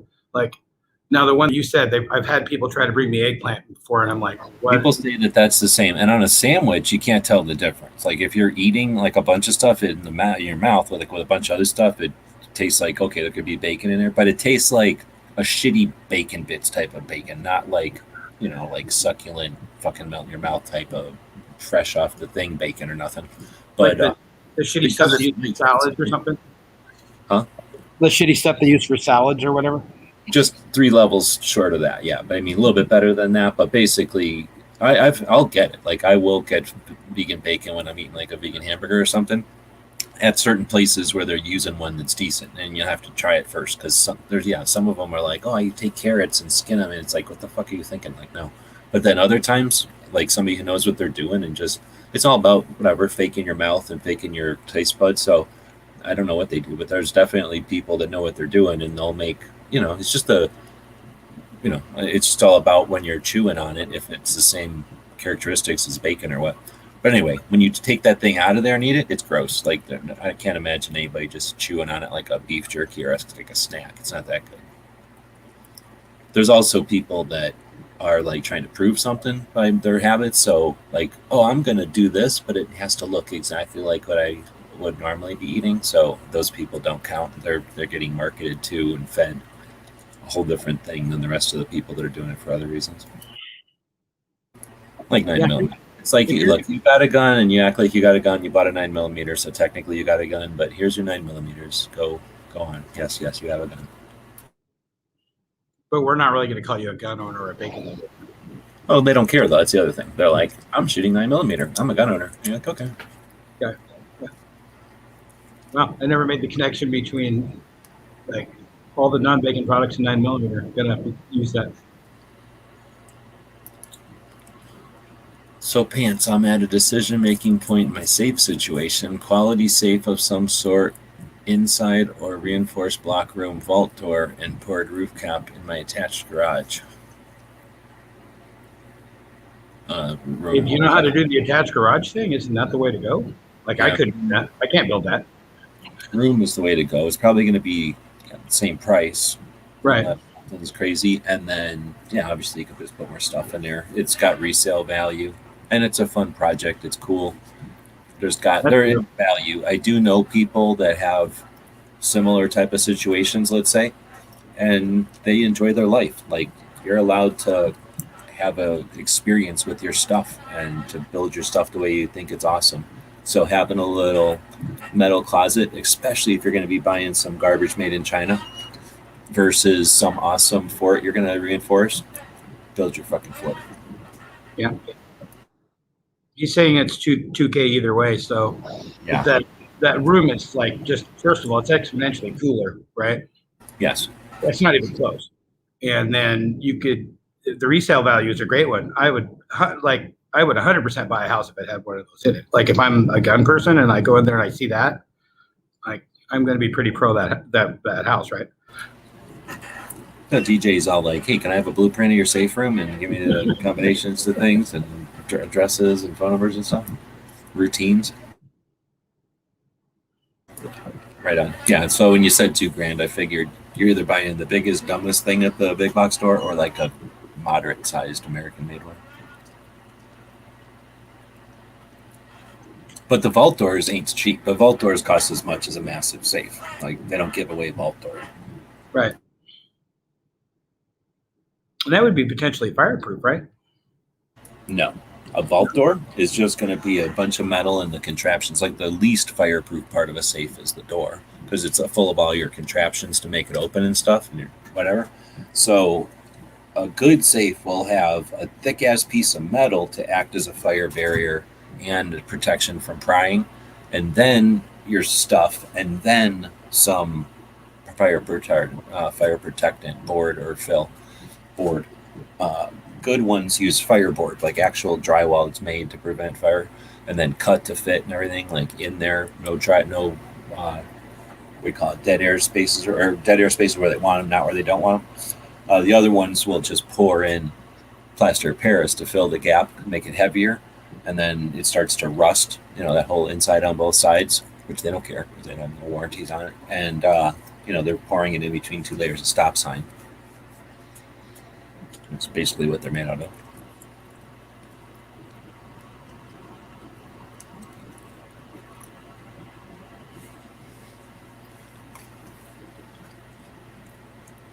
Anyway, yeah, whenever we used to install safes, we used to install them into crazy places. We were installing or delivering Fort Knox safes, so they were not inexpensive safes to begin with, and then people would buy good ones. So it was fun. We got to take them to all kinds of crazy properties and found, I don't know what to call them, like different places. And I've seen us drop like a really nice safe right into somebody's living room, like where they would normally put a television in a lot of houses. Like a really nice Fort Knox safe. And when I'm talking really nice, like paint jobs and pinstripes, and like they look like cars or something when they come out all fancy. And we never know when we get them. Like, okay, here's another one, and they all kind of look nice. So we never know. Half the time you get a nice looking one and it goes in somebody's like closet in the garage, or like closet in their room or something. Every once in a while people leave it out in their room where they can see it and get to it, but because they pay a lot of money for it and they want to look at it. But this guy had it right in his living room underneath like a giant, I don't know what it was anymore, some kind of thing, like elk probably, big antlers that made the vault or the safe look smaller. I'm assuming you didn't have a wife then? No, half the time those guys are on their third wives, right? They're playing toys at that point. But yeah, I mean, definitely wives have their own house or their own rooms. Yeah, that's not good work. Yeah. I could do it in the garage, sure. We delivered one that I forget now. It was something like the second or fourth largest safe that they had ever made at the time. And it looked a lot like one of these sheds you'd put out back at your house, like on just in your backyard to put bikes and the lawnmower and stuff in. It was big, and it had it had one door, but it looked like it should have had two doors, but it had like this one door. And oh man, I don't know how we were ever going to deliver it. We ended up delivering it through it wasn't paint, it was through gravel and stuff. We get it in there, and this is in the middle of nowhere, desert. This guy had some money, and then we put it in there, and the guy, it was nothing but shelves. It was all shelves, 100% shelves, nothing, no room for anything else besides just all shelves, and they were really close together. So it turns out it was all coins and stuff going in there. So he didn't really, he wasn't looking at it ever. He was just, functional or whatever, just heavy duty shelves so they could hold weight, and then lots of them, and it was huge. It was really neat. All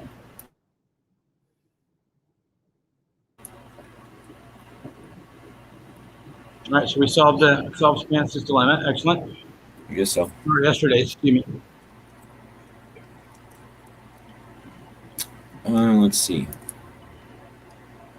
The vault door is $2,000 alone. The mortar is around $600. The safe is $2,200. Plus delivery, installation, and reinforcement of floor. The door I'm looking at is the smallest American company. Seems to be quality. Right on.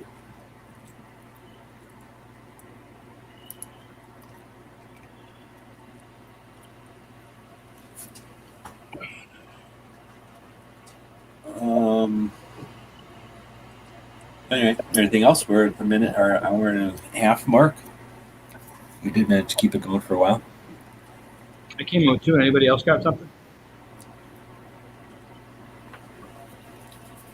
One of my things, you guys were talking about stuff that you saw for the week. Walt, was it this week? You know who I'm talking about? Walt from California. That guy put out some kind of video earlier saying, is this a liberal position or something? And then lately, all of his videos, he's like, I'm your friendly neighborhood liberal gun owner or something. Like, I noticed that change this week. Anybody else notice that? I think it's just a joke. Yeah, I think he's just fucking with people. Oh, okay. I was like, I guess he's leaning in. Whatever. That one trolley guy, I think he's fucking with that guy.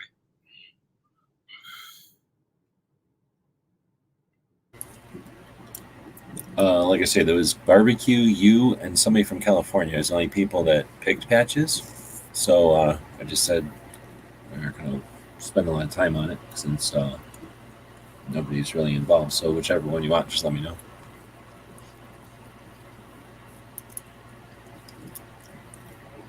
Barbecue and global or me? What's that? Barbecue and who?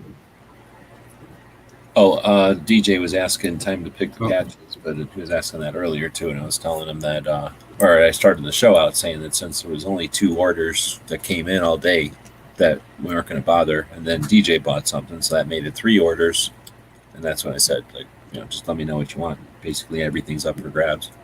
He told me what he wanted, and barbecue hasn't said, and I don't know the handle of the person from California, but they said, hope you have a great trip to California. And then DJ said, hope you get enough orders so that you roll in so that, oops, it's a hover, roll in so you can roll out California. Yep. So I don't know what the status is of what's happening in California, but yep, I got it. But at this point, I don't quite have not even the gas money. But whatever. It's going to be all weekend, so I'll keep sewing some stuff off. And we sewed a couple for Gary. It was his birthday today. And on Monday, we'll have an extra Ganza where we'll take all the orders that came in over the weekend and offer some extra free stuff on top of everything. So it looks like it'll be basically barbecue, DJ, and some other guy.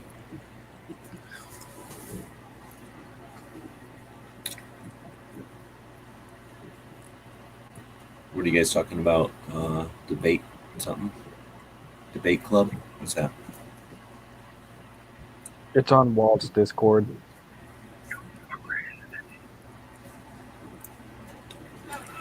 Club, like get together and debate, or? Yeah, they have like a topic, and then they sign up for different teams, and somebody's the affirmative, someone's the negative, and they go back and forth. Just check it out, G. I think you might have a lot of fun on it. They even have a whole firearms section. He's not a fan of Discord. No, I've spent a lot of years putting stuff on the line. I don't like putting stuff online that's hidden. I don't understand it.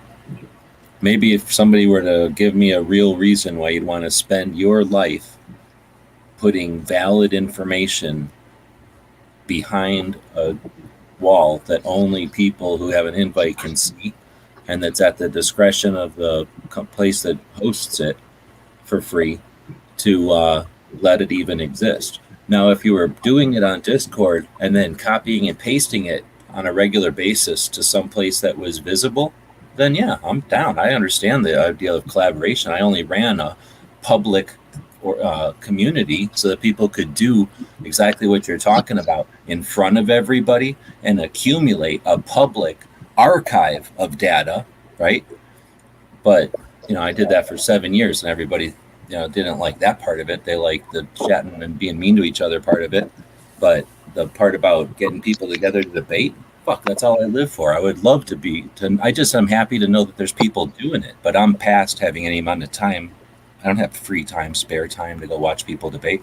And I'm definitely not going to do it on a platform that hides it from the internet.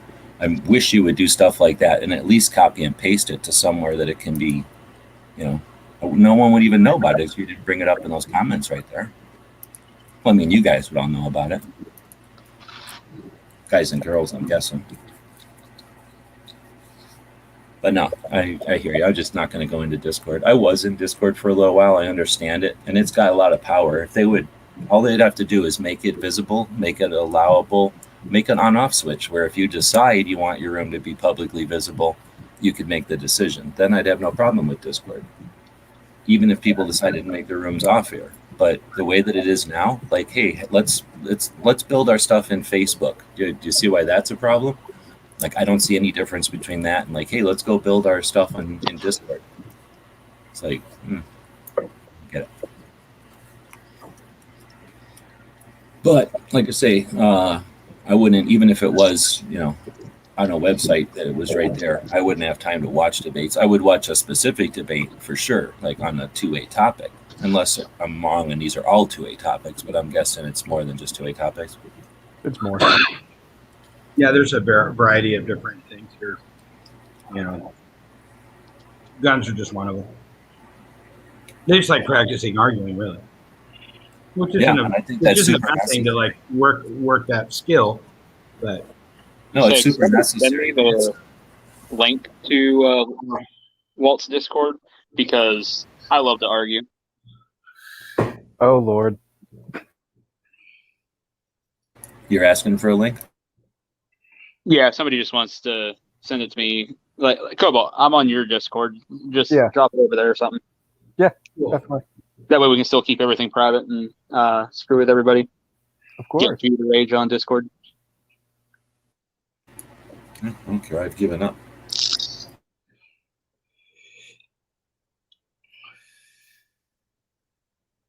So, they were talking about a movie that was had a time machine element to it. I didn't watch it, but the movie you were talking about? Well, I'll just spoil it. No, it's the Fountain of Youth is the element. I mean, it's like a time machine, but the way that they deal with it, or the way that that humans experience it, is awesome. I don't know how other way to explain it. Really, really interesting.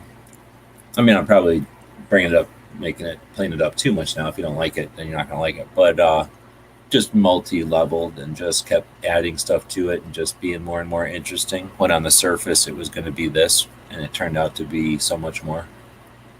So kind of time machine, but more. It's not travel so much as just timeline. Is that what you say? Right, they go back in their own timeline then?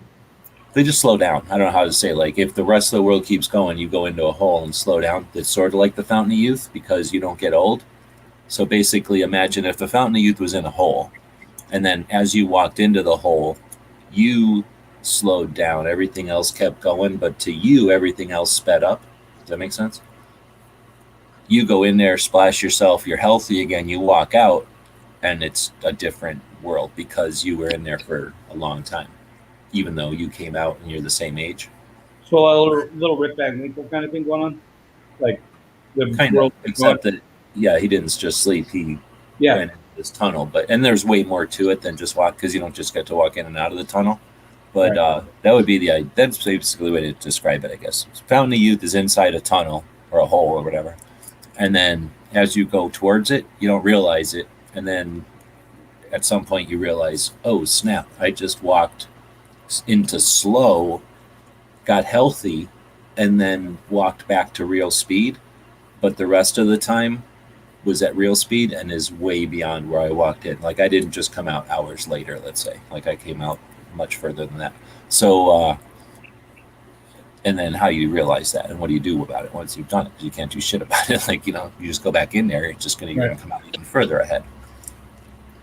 You come out and they have cell phones, and you come back out and they have space cars, and you come back out and they're taking over. Kind of like that movie, what was that, Time Machine? Except, he instigated it and then he could go backwards. This is different. Right. Kind of like Buck Rogers in the reverse. Kind of like what? Remember Buck Rogers? He was from the 80s, and then all of a sudden he's in like Spaceland.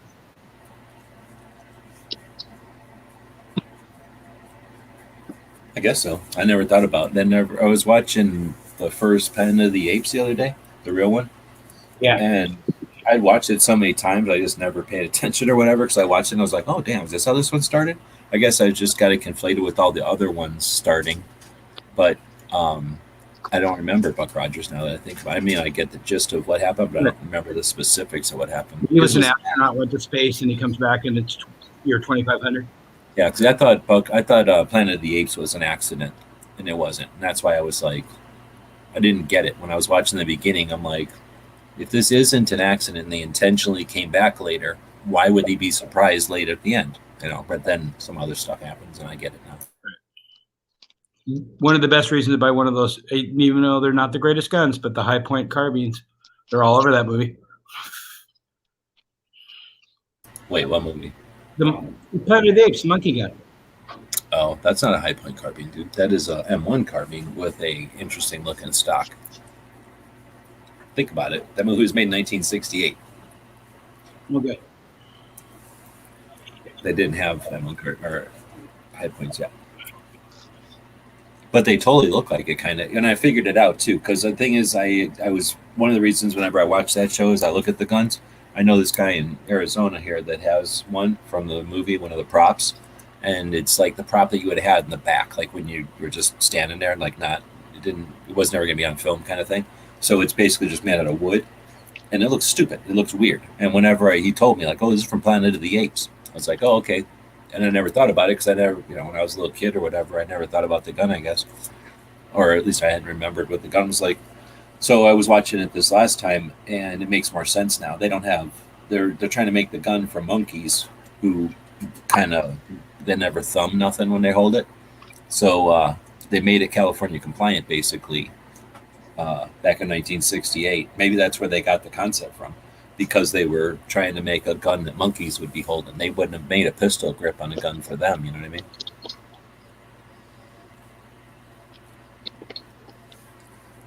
So it's basically you take an M1 carbine, you make a big wooden stock that's California compliant, and that's the Planet of the Apes gun.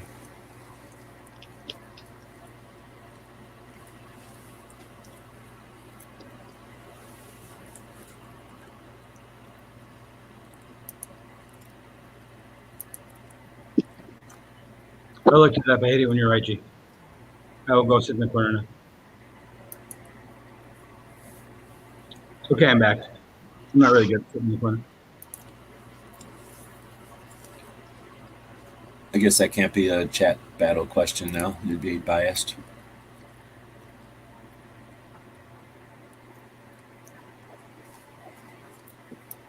Crump is out there. I better get our act together here. Holy crap. Buck Rogers was from 1979. It was Yeah. I remember being a little kid. I mean, not super little, but.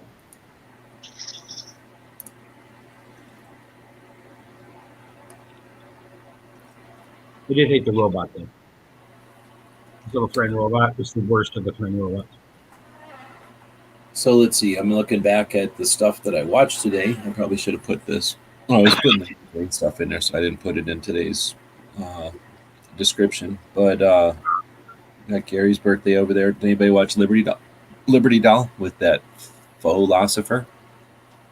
I watched about 5 minutes of it, and then my dog was being weird, and I didn't get back to it. I think it was all right. I mean, it's interesting to hear the youth's impression of stuff. Then we had the dude from FPC, Armed Scholar, doing a 16-minute description of the R127. So again, that's going to be interesting, listening to everybody endlessly debate whether or not we need to be worried or not, and then to what level to be worried, and then to what level to not be worried, or whatever their positions are. Barbecue did an unboxing from Christmas time, I'm guessing, actually before Christmas. So you did get the last one, right? Was that the one that you had up there on Instagram or something today?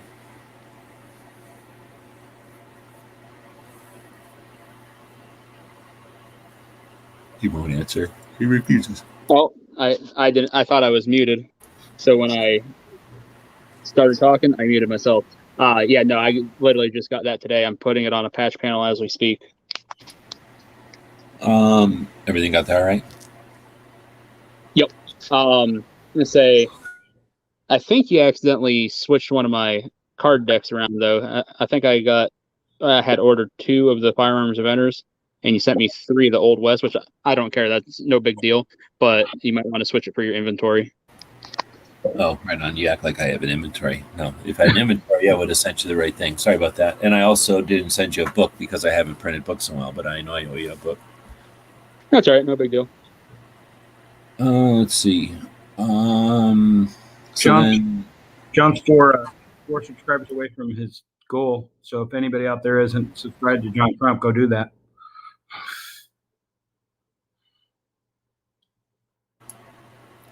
Oh, 4 subs away. I didn't see that part. Yeah.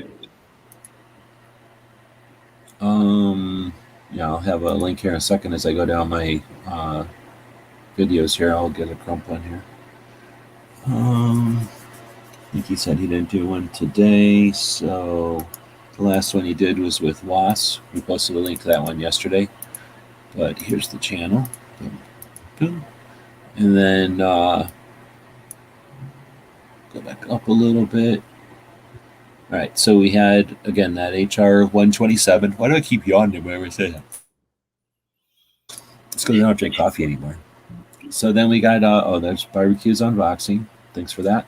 I think you're the only one posted unboxings ever. It's scary when I send out like the stuff to Patreons where it's, too cheap to send everybody a $4 package to send basically paper.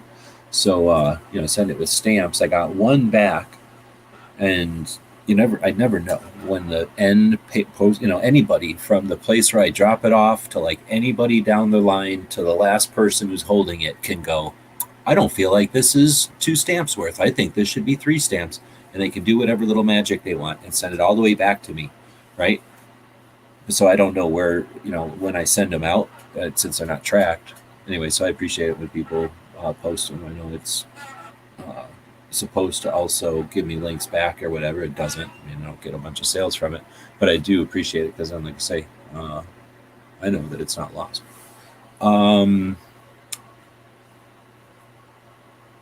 HR 127 is why Mansion is the most important. You're talking about because of the filibuster? Let's see. Then we got. I was going to say I watched I think pretty much all except maybe the first 9 minutes or something of Jaeger and Lovell talking. Anybody watch that one today? 50 Reasons Why Lovell is Wrong. No, sorry. I don't watch training stuff hardly anymore, but I don't watch that Lovell guy at all, and I know Jaeger, so I watched that to figure out what's going on. It was definitely interesting. I don't know if it'll interest you or not, but if you do watch it, then let me know. We can blab about it. I think they ended up, they're 2 dudes that have different points of view on stuff. Lovell is a ranger, I guess, and then a pastor, and then He's the warrior poet guy, right? He's the Warrior Poet Society guy. Yeah. Okay. So he comes at it from being a ranger, Army Ranger, and then being a pastor, and then getting into the gun thing and being a instructor. And he's created basically a gun channels, except he calls it Warrior Poet Society channels or something. And then Jaeger is Jaeger, so they had a conversation, and it's super interesting because they have different philosophies on stuff. They're obviously friends with each other, know each other at least, and sat down for like an hour going over points, and it's not super slow. So it's, if you never thought about training or elements of training, you might not get it, but if you've been to a couple of classes before and you understand the concepts and you listen to it, it's interesting listening to instructors that do not agree but get along talk about things that are fundamentally different. And they didn't come up with any fucking compromises. They walked away a couple of times being like, fuck you, but it was good. I really enjoyed it. I was sewing, so it was something I could have on that was loud, over the sewing machine noise. Now, was that in Jaeger's thing, or was that in John Lovell's thing? Oh, good question. I would not have watched anything from John Lovell, so I subscribed to Jaeger's channel, so it came up on Jaeger's channel. So it might be from somewhere else. I know they were at Lovell's camp or something, whatever that's called. This encampment place. Facility, I don't know what it is. But they mentioned it, they alluded to it. That's the only reason I know they were there. Then I watched something about a budget paint job. Came up on my feed, and I'm going to remove it from my feed right now. But I did watch it because it claimed to be like $100 paint job. And basically the guy's like, oh, I spent $100 on paint, and I had all the sandpaper, and I had all the tools, and I had all the knowledge, and I had all the time, and I did all this stuff, and then it was $100 worth of paint. Whatever, guy. So basically it was a not really great video about watching a guy sand his truck down and then paint it white. Let's see. Then we had, but I've been thinking about doing that. When I missed an opportunity when I was up at Dead Horse. Dead Horse knows how to fix paint issues in the Chevy's got, like a lot of Chevys, got paint issues. So I've been thinking about, scraping it down, because it can't cost that much to just scrape it down. And I figure, I don't know, I'm like 3 steps away from scraping it down and just painting it with whatever paint I buy at the freaking store, because I don't care. And then like actually paying attention to how I do it right. So, once I quit doing gun stuff and go over to the other channel, maybe I'll make it a series or something and try to sell a bunch of paints on Amazon or something that way. Well, let's see. Then we had Gun Freedom Radio, like we talked about, or maybe we talked about. Alan Gottlieb was on there for 50 minutes. So like 34 minutes of it was Alan Gottlieb. And I could have a whole conversation about it. I like everybody. I understand what they're doing, but I am not satisfied that everybody's in this perpetual let's introduce ourselves and observe mode. Like, we need people, especially at the national level, to be more than leaders. We need strategists. And nobody has to agree with them. There should be no lockstep. But if we don't have people who understand offering real objectives and suggestions, then we're a mechanism. We're at the whim of people who want to manipulate. And it's obvious. We've talked about things already. When people want to manipulate and they understand the situation, they do so freely. Anyway, so that was a little bit frustrating listening to that 50 minutes, but for me, it was worth it. It's only got 18 views, and it's a day old now. So 2A doesn't pay. A couple of videos on garbage that I'm removing from my history. I'm basically looking through my history here and removing the stuff that I did watch. I watched Lone Wolf with Quaid. Oh, that's interesting. So the reason I watch Lone Wolf with Quaid is because I'm in the other room sewing, and I like to have something loud so that the dog doesn't get too upset. She does not like the sewing machine noise. And after chat, right? We do a chat, and unlike the scripted, phony shows that hide behind their programming in the daytimes, this show takes the link and puts the link out here, right? So that everybody can join in. Look, DJ just jumped back in. And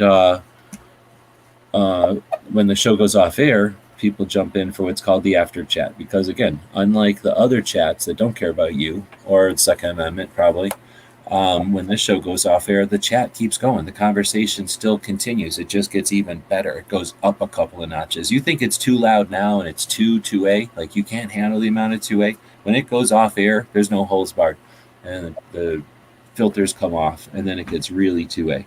So during that kind of conversation yesterday, Dead Horse is in here going about how Red Dawn was filmed in California and how I'd never been to all the Red Dawn filming facilities. Yeah, I am taking offense to that.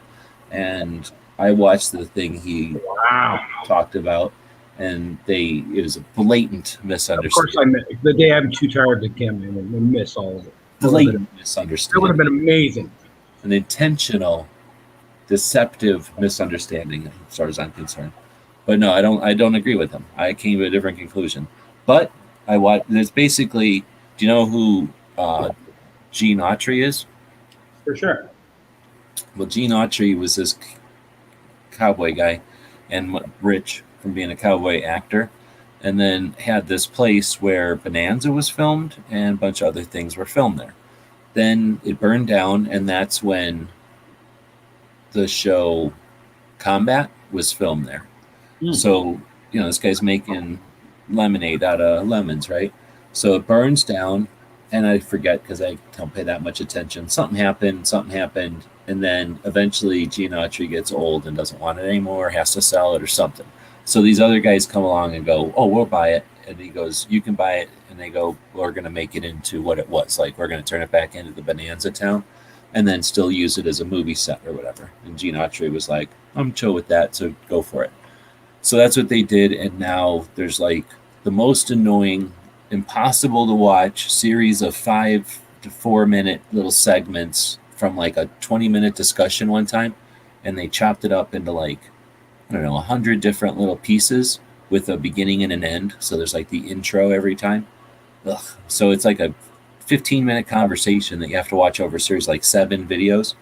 And anyway, so somewhere in there, they interview these guys that now own the ranch and about all the different places they or all the different things that have been filmed there, because now Westworld is being filmed there, and before that, Deadwood was filmed there for like 4 years. So these are big ass TV shows, I guess. And then something else. Did Django Unchained, the movie, was filmed there.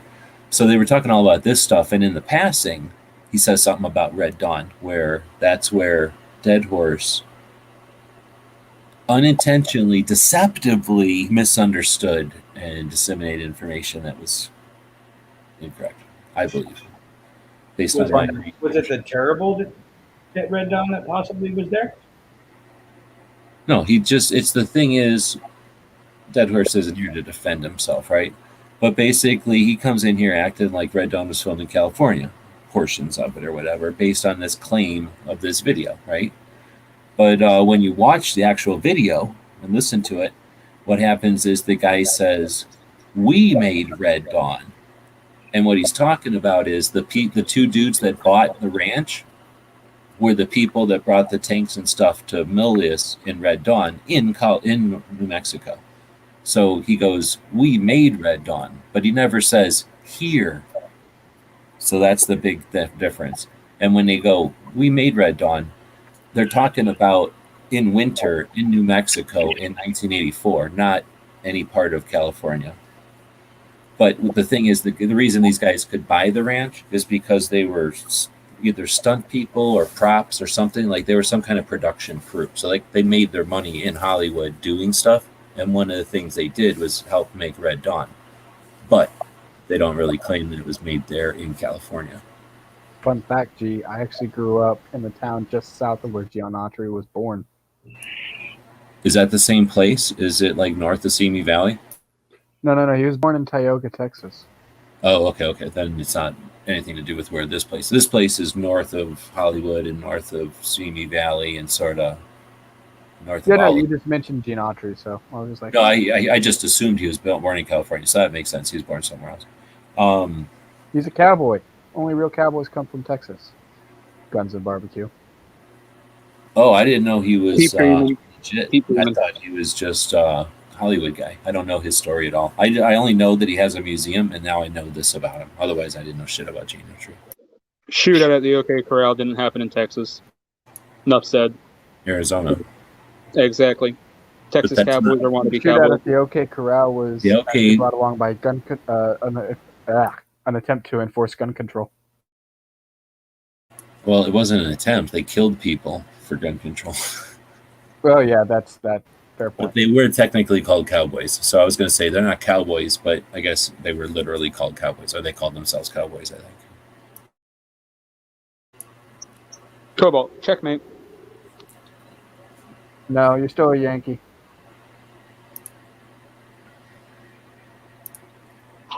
I know that. I never said I was a cowboy. I'm a wannabe cowboy, but.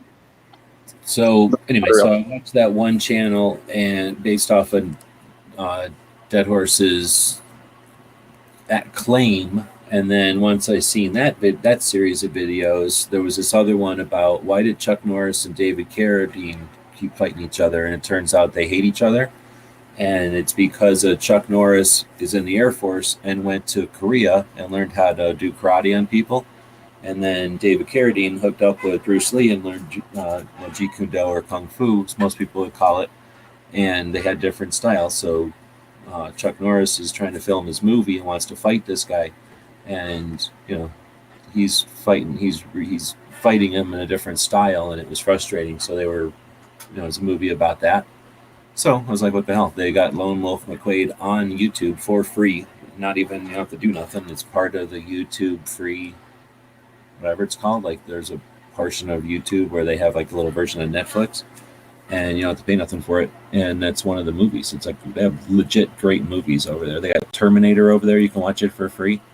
The only thing they do is they make it so like little kids, they take out swearing and boobs and stuff. They make them all PG or something.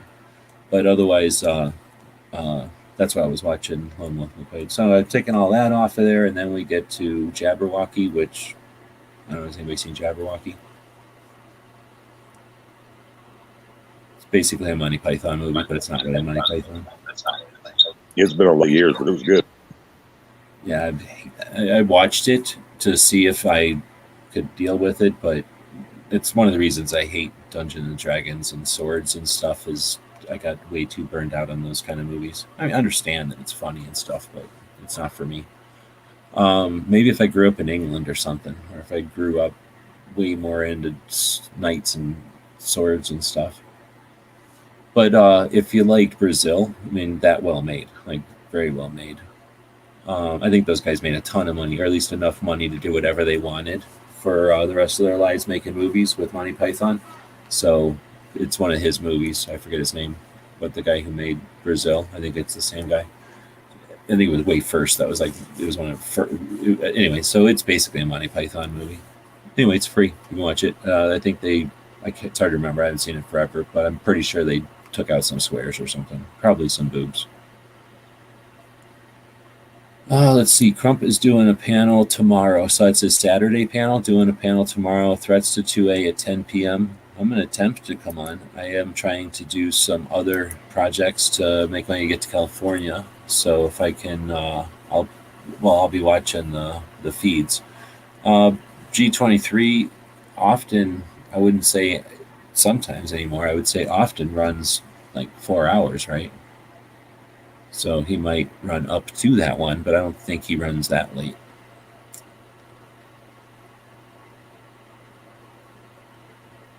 Definitely looking forward to it. I'll probably be sewing. If nobody buys anything from the store, I'll probably shift and just start selling something else. See if it'll sell on eBay.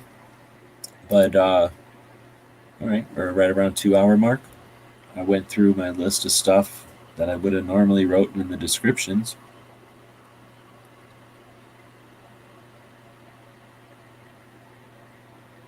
Yeah, I'm not here for the dead air. So anything else? All right. Yeah, I don't want to leave my panelists have to juggle. So if anybody's going to throw us some comments, you had a chance. We will be back to pick you up later.